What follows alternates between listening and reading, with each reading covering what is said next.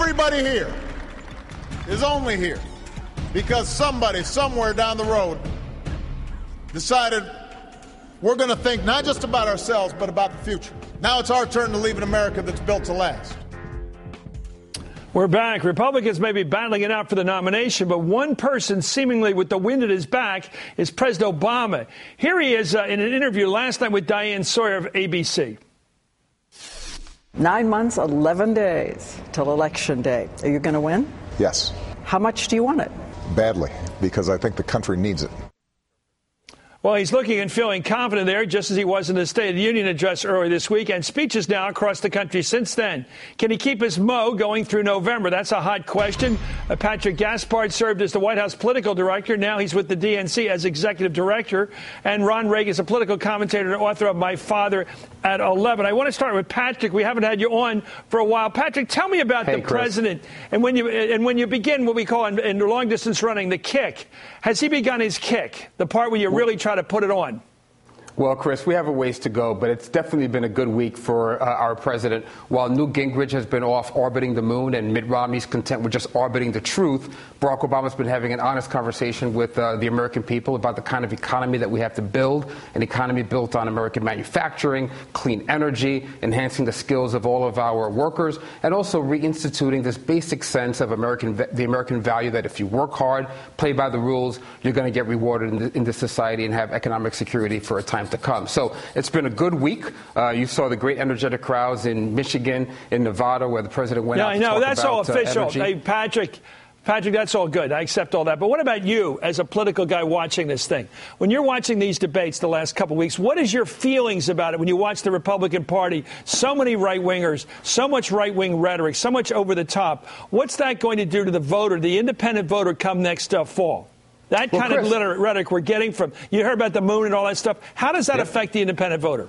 Well, Chris, I think that you ran some of the poll numbers earlier in this very show. We see that independents and moderates are fleeing from Mitt Romney as he's contorted himself to appeal to the extreme right wing of the Tea Party. And we know, of course, that with Newt Gingrich's talent for provocation, that's turning off a lot of folks as well. And it's clear that there's a divisiveness there that's unappealing to most American voters. And I think that when the lights come on and one of them emerges as the nominee, they're going to have a very, very difficult time tacking away from all the promises and the commitments that they made to folks who want to drag us back to all the policies that created the crisis we found ourselves in 2008. I think that's well said. Ron, my buddy, you know what I can't believe? I do believe it. I'm just being rhetorical. I can't believe, I'm going to say it this way, how Romney, when he did something decent in his life and voted for sort of a quiet, soft-spoken guy, perhaps non-charismatic guy like Paul Tsongas, who really wanted to stick his neck out and fix things like Social Security, Medicare, make the country better, fix our foreign policy, do the right thing at the cost of some votes he got with some real guts. Here's this guy walking away from that vote now, saying, oh, that was just a strategic vote to play some monkey business. I didn't really mean I like Paul Tsongas. I heard the cock crow 3 times with this guy. Why doesn't he at least stand up for the good stuff he does? Well, Mitt Romney won't even stand up for his own health care plan. Listen, Barack Obama has some stuff cutting against him here. There's the economy, of course. There's the incandescent hatred for him on the right. There are people over there that would vote for, Himmler over Obama. But he has some things going for him, You'll too. Pay for that Most one. of all, Ron, you'll pay for that comment. I'll tell you that. That was the tweeters are out there right now. now. My God, Well, if Gingrich but you say they hate him so much. Yeah, never mind that. But anyway, they hate him so much, the economy's bad. But here's what he's got going for him. Romney and Gingrich. Look at the last few debates here. Does anybody watching those debates think to themselves, hey, these two guys, either one of them really belongs in the Oval Office? They've been diminishing themselves steadily throughout the debates. Gingrich is a joke. And Romney, you got Mr. $57,000 a day man who doesn't seem so grateful for that. He just seems entitled. You're so well. By the way, he wants a tax break. Yes, he makes more in a day than most people make in a year, and he wants a break. Whoever wins the Republican primary is going to be a standard bearer for a vision of the country that I don't think reflects who we are. I think the American people are going to make a judgment about who's trying to bring the country together and who's dividing it.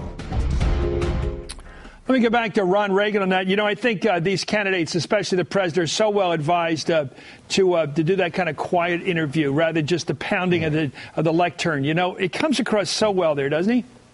He does. He does. He comes across, as he often does, as the grown-up in the room. And, you know, I know the Republicans want to paint him as the divisive figure here, but look at the two Republican candidates who are in the lead.